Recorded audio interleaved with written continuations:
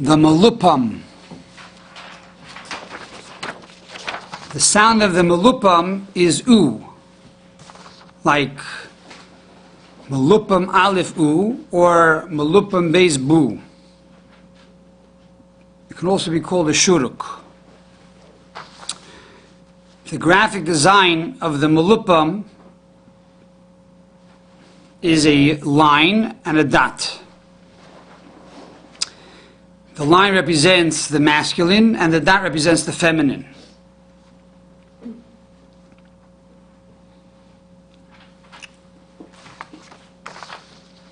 What is the meaning of Milupim? The meaning of Milupim means to fill. We'll soon come back to it. To fill the world. The sphera of Milupim is Yesod, bonding, to connect the masculine and the feminine. And Yesod also means foundation, which is also connected with the number 16. So how does all of this come together? How does 16 connect with bonding? And how does bonding connect with foundation? And how does all of this connect with the concept of to fill the world? There's an interesting halacha in the Rambam. The Rambam writes in the laws of Bechoros, chapter 7, law number 2. The law is that if a person has sheep and the sheep give birth that year to 10 new sheep, he's required to give maaser. He's required to give 1/10 of the sheep to God. What is the process? You bring up that sheep to the Holy Temple, you slaughter the sheep, you sprinkle the blood on the altar, and then the owners eat the meat. And by doing so, you're thanking God for the wealth, and you're thanking God for these sheep. So the Rambam has a question. Let's say you owned a lot of land, and you have some sheep in this corner, and some sheep in the other corner, and some sheep in a third corner, or in a fourth town, or a fifth town. However, in the first place, you only had 5 new sheep. In the second place, you had 6 new sheep. In the third place, you had 7 new sheep. The other place, you had 8 new sheep. But no place, no flock or herd itself had 10 new sheep. Do you have to add all the sheep together or not? That's the question. So the Rambam says the following, an amazing halacha. He says, if between one herd and the other herd are 16 mil, a mil is a certain size, it's less than a mile. If there's less than 16 mil between one herd and the other, they become connected. They become one. If there's more than 16, then there are 2 separate herds, and you do not need to add them up together.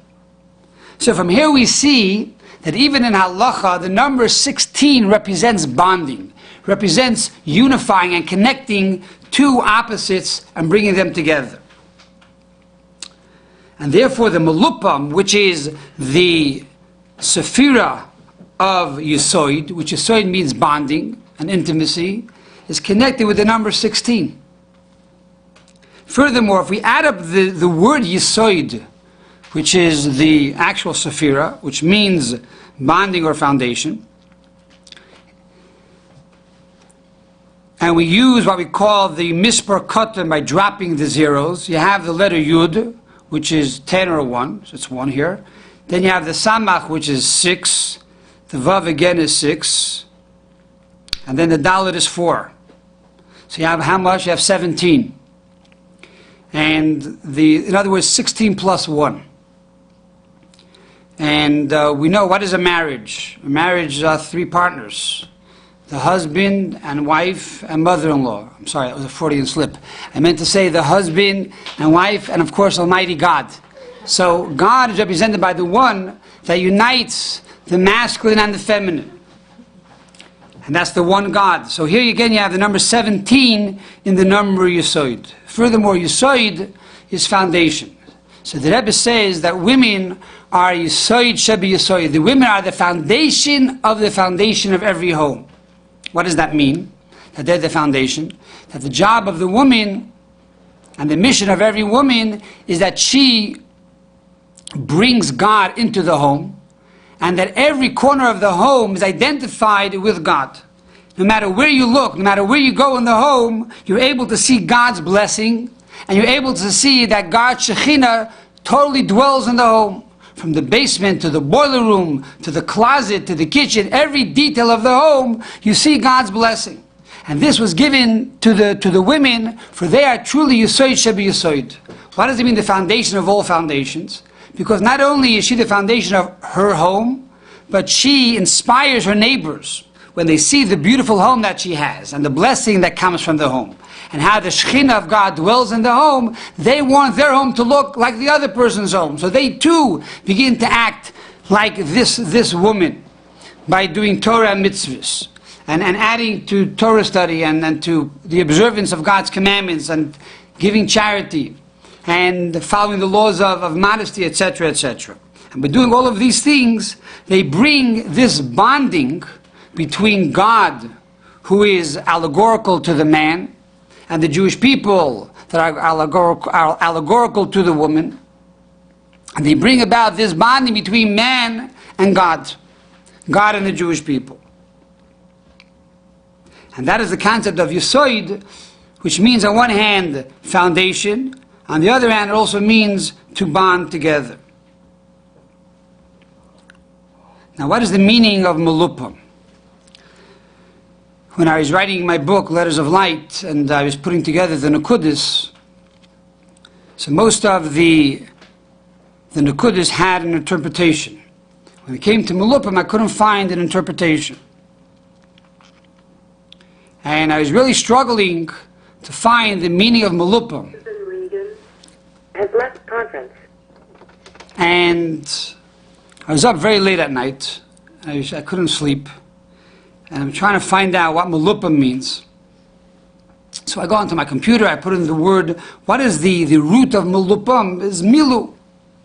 So I put in the word Milu, and the computer comes up to a word of Milu Yetchem, which represents the tribe of Levi. After they killed all the idolaters who bowed down to the golden calf, God tells them, you should wash off your hands from the blood. I said, that doesn't make sense, that Milu, to wash off your hands from blood after murdering people, has to do with bonding. It's not the way you bond with people. So it doesn't really fit into the entire equation. So I'm thinking, how do I find an answer? Years ago, there were great holy tzaddikim. If they had a question, they would write the question under their pillow, and they would go to sleep, and then the next morning they'd wake up and they would find the answer on the piece of paper. I'm not on that level, but I was thinking, how do we do this? How do we get an answer from above? And I'm walking back and forth, and I'm thinking, I'm saying, God, you got to give me this insight over here. Why did the meaning of Milupim? And I did my search, and I looked, and I still can't find. And all of a sudden, in the basement, I hear a big bang. I go into the basement, I figure, what could be happening over here? What fell 2 o'clock in the morning? I run downstairs, and I see that a chumash fell off from the shelf and is laying flat on the floor. I said, what is this? Maybe God really answered my question. Amazing. I was thinking of, what does Milupim mean? I said, God, give me an answer. Also, boom, I hear a chumash fall on the floor. Maybe this is God talking to me. I said, don't be so foolish, okay? The chumash fell off because you didn't put it back properly, and that's it. It fell off. But then I said to myself, look, nobody's looking around anyway. And I shouldn't be such a fool. I should pick it up, because if I don't look now, forever I must hold my peace. So I figured I'm going to look. So I look around to make sure no one's looking. And I open up the book, and I look inside, and I say, yeah, there's the answer. The book opened up to the pasuk in Genesis chapter 1, verse 28. And there God commands man that his job is Peru urevu im umulu es haaretz v'kivshua. That his job is to be fruitful and to multiply, umilu, like from Milupim, and to fill the world with children. And it's interesting that in these 3 words of Peru, urevu, umulu, we have 5 times the letter Milupim. The Torah is underscoring this concept. What does Milupim truly mean? To be fruitful and to multiply and to fill the entire world with God's blessings. So this is the lesson.